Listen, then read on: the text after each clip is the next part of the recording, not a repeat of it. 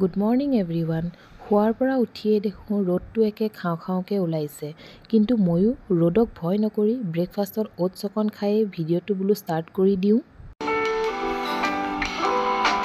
তাৰ পাছত গা পা ধুই ময়ো ফ্ৰেছ হৈ ল'লোঁ। এইজন হৈছে আমাৰ ঘৰৰ মেইন অতিথি, তাৰ নাম হৈছে পুকি। তাৰপাছতে ভাবিলোঁ অলপ তাৰ লগতে খেলি লওঁ, মৰম কৰি লওঁ। তাৰ শুই থকা একশ্যনটো চাওকচোন, সিও গৰমত পকাতে শুই গৈছে। তাৰ পাছত মোৰ আকৌ ৰুটি খাব মন গ'ল, সেয়েহে মায়ে ৰুটি দুখন বনাই কালি থাকি যোৱা মটনৰ লগত দিছে। আৰু ৰাতি থাকি যোৱা মটন খাই যে ইমান ভাল লাগে ন, আপোনালোকৰ ভাল লাগেনে?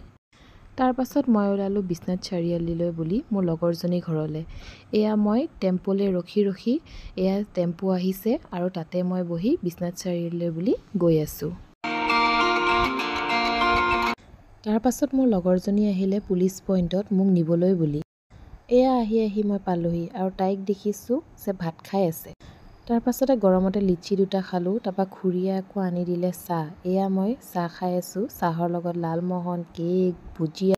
এয়া আমি তিনিওজনী মিলিলে আমি খায়েই থাকোঁ। এই চাহ খাই উঠিছোঁহে, আকৌ এয়া ঠাণ্ডা কুৰকুৰি খাই ইমান দিন যে লগ পোৱা নাছিলোঁ, তাৰে কথাখিনি পাতি পাতি আমি হাঁহি আছোঁ।